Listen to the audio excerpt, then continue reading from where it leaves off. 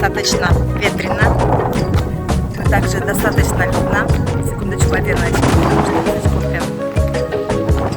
Куда бы ни повернулась, но везде вроде бы есть облака и неяркое солнце, но глаза как-то слепят, поэтому секундочку. Итак, я гуляю по порту нашего небольшого городка, в нашем небольшом порту. Этот порт небольшой, но очень уютный. И когда я выхожу на прогулки, я обычно не продумываю свой маршрут, но ноги сами меня сюда в конечном итоге как бы ведут. Ноги или голова, или душа. Здесь у меня получается по-настоящему отвлечься, расслабиться, отдохнуть, полюбоваться, послушать шум прибоя. В порту обычно спокойно, потому что вода, естественно, здесь спокойная, потому что закрыта от основного моря бетонной стеной. И помимо звуков моря, здесь можно еще услышать звуки яхт и парусников, которые от ветра постукивают веревки, металлические веревки, которые постукивают по основному стволу яхт парусниковых. Это такой как бы колокольный небольшой звон, похоже чем-то на колокольный легкий звон. Сегодня летает много самолетов, потому что сегодня 25 апреля, это день независимости, день освобождения, так сказать, от нацифашистского ига в Италии. И поэтому везде идут празднования и летают самолеты военные в честь этого мероприятия. Поэтому периодически слышны шумы.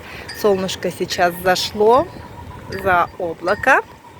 Так оно лучше, потому что когда слишком яркое солнце, тоже приходится жмуриться от него. Но тем не менее, мне есть хорошо, что у меня очки с собой всегда на такие случаи. И проблема в любом случае была бы решена.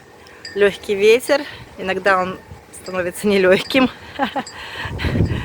Ну, в принципе, нормально. Очень многие любители яхт и яхтовой навигации этот ветер боготворят, потому что это легкий ветер, и тогда можно поднять парусники, затушить мотор и просто качаться по волнам, плыть, прогуливаясь по Адриатическому морю здесь.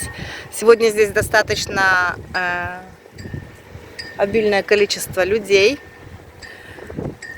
так как это выходной день, я повторяюсь, праздник, люди гуляют, люди, у кого есть возможность иметь здесь яхту, лодку, барку, приезжают сюда на отдых. отправляются в небольшие путешествия. Но сейчас время обеда, люди либо в ресторане, либо кушают внутри яхт, либо уже где-то в открытом море. И опять самолет летит, опять такой же военный, уже, наверное, 5-й или 6-й за 10 минут. Видно, возвращается с мероприятий на базу. Слышно, да, самолет? Вообще не знаю, насколько слышно меня, так как у меня сегодня нет микрофона.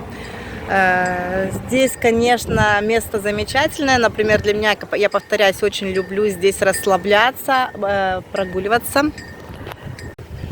Так, прервалась, поменяла локейшн.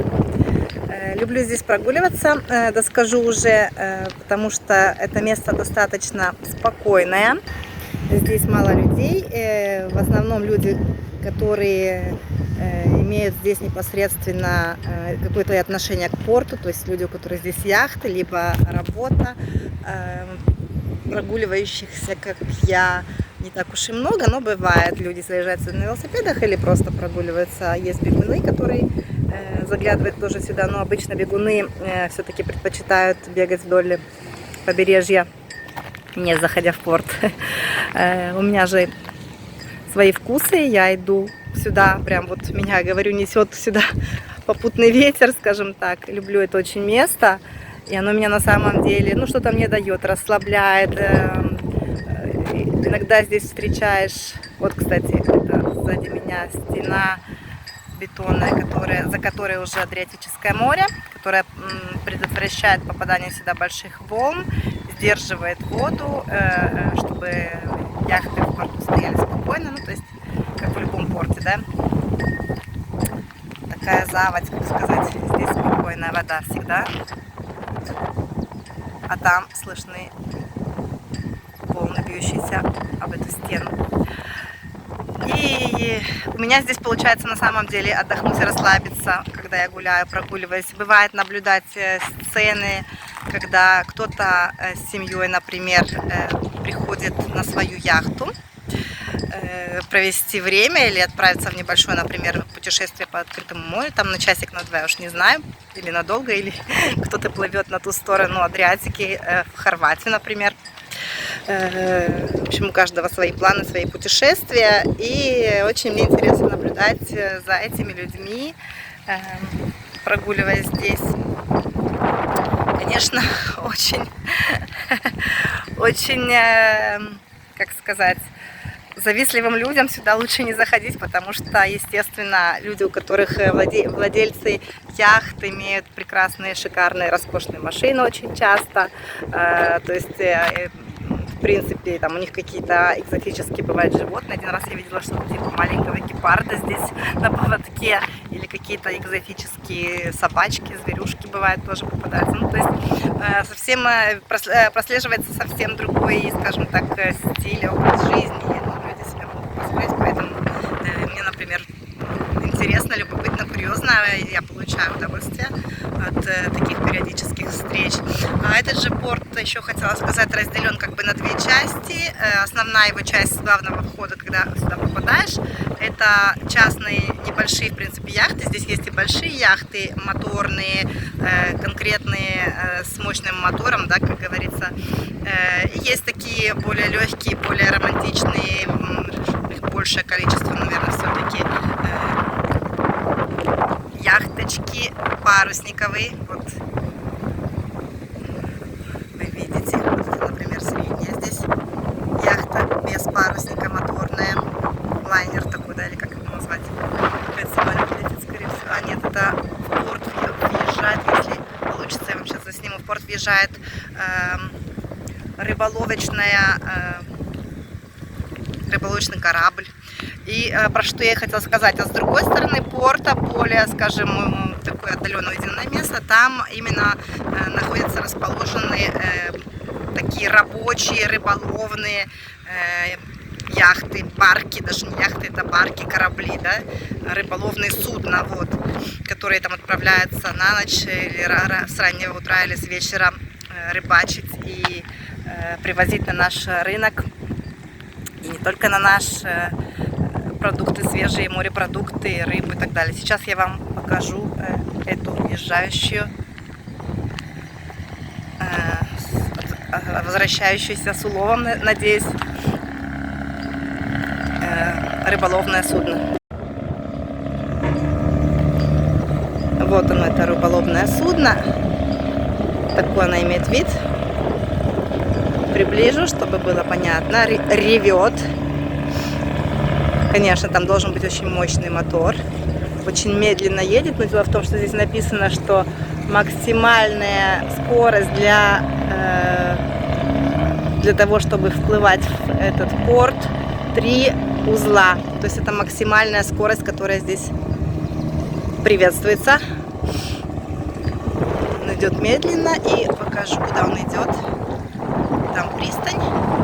И такие же, как я сказала, эта часть уделена вот таким же суднам.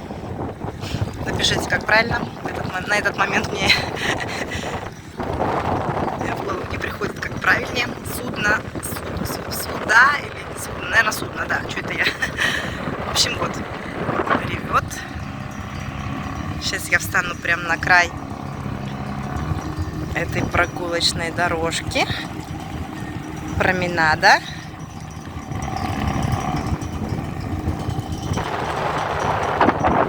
Есть небольшой ветер. Вот там у нас построили, кстати, мост.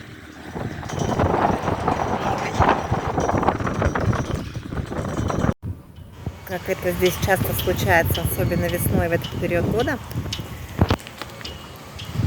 резко поменялась погода, стало пасмурно, и поэтому находиться здесь еще, наверное, нет больше смысла. Я буду возвращаться в сторону центра,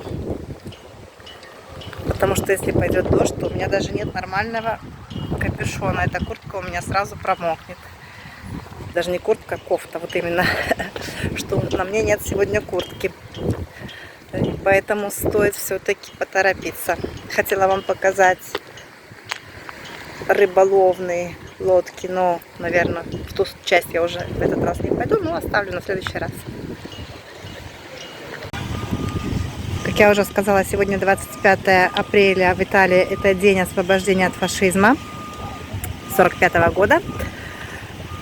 Вторая мировая война, и только что здесь была церемония возложения венка от администрации. Здесь был мэр, представители военные в военной форме, и также представители партизан, итальянских партизан, которые по сути освободили в какой-то мере, в общем, оказывали сопротивление и помогали бороться фашизмом внутри Италии.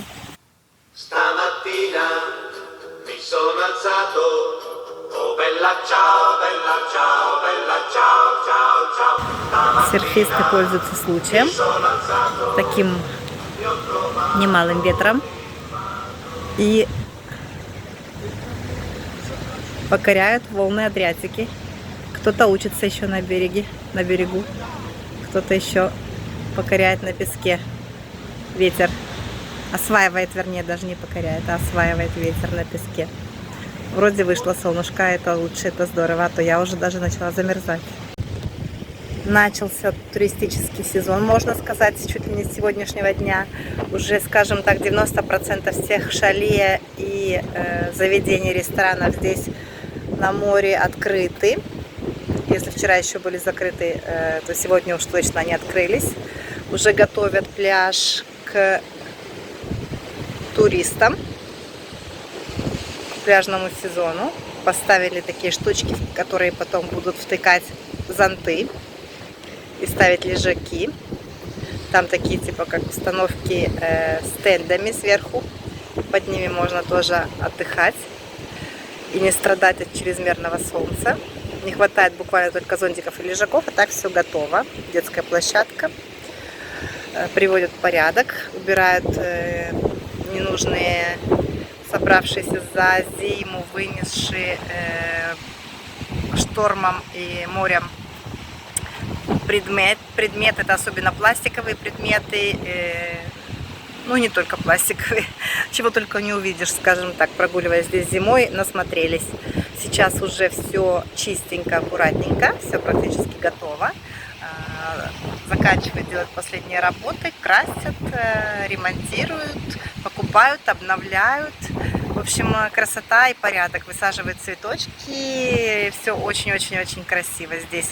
Ну, я вам скажу, что в такие дни, начиная с сегодняшнего дня, наверное, и до конца уже сезона, если ты голоден и у тебя нету с собой финансов, лучше не выходить, кошелька, скажем так, или кредитной карты, лучше из дома вообще не выходить, лучше сюда вообще не суваться, потому что здесь от одних запахов уже можно действительно ходить в полуобморочном состоянии или упасть вообще в обморок, потому что, и будучи это место, как вы сами понимаете, Адриатика, туристическим, здесь миллионы кафе, баров, пиццерий, и в обеденное время, да и в вечернее время запахи один плавно или даже не очень плавно переходит в другой. То есть запах морепродуктов переходит в запах кальмаров, каких-нибудь там жарений и не знаю чего. Потом запах вроде как мяса, барбекю, переходит в запах пиццы, и это что-то. Это вот просто какое-то соцветие запахов, даже не знаю, как сказать. В общем, какое-то безумство. Я вообще не знаю, как можно тут жить. За лето не поправиться, потому что у тебя постоянное желание чего-то купить, чего-то покушать. И не всегда это только лишь мороженое, не всегда обходится одним лишь мороженым, как в моем случае. Ну все, пошла дальше, ветерок гуляет, я пойду гулять вместе с ним. Вот иду и реально какими только вкусняшками не пахнет. Один запах переходит в другой. Это вообще быстрее бы дойти до дома.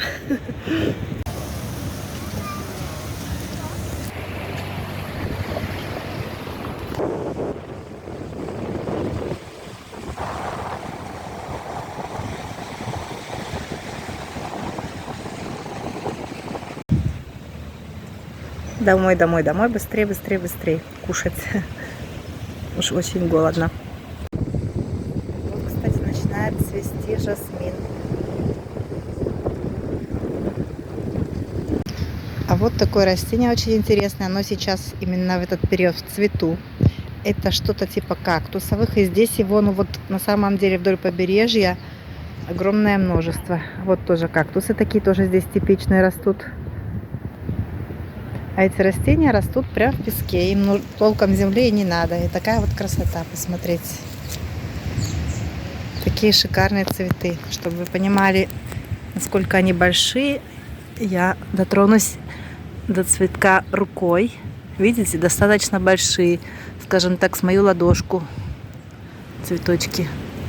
Такая красота. Нежные лепестки. А сами это я оторву, покажу. Такие вот растения, типа как алоэ. Да, типа алоэ, скажем так. Красота. Вообще удивительно, несмотря на то, что сегодня праздничный день, но едва скрылось солнце и стало попрохладней, и пришло к тому же еще в помощь время обеда итальянцев, не видно, не слышно. Тишина, безлюдно. Мне нравится.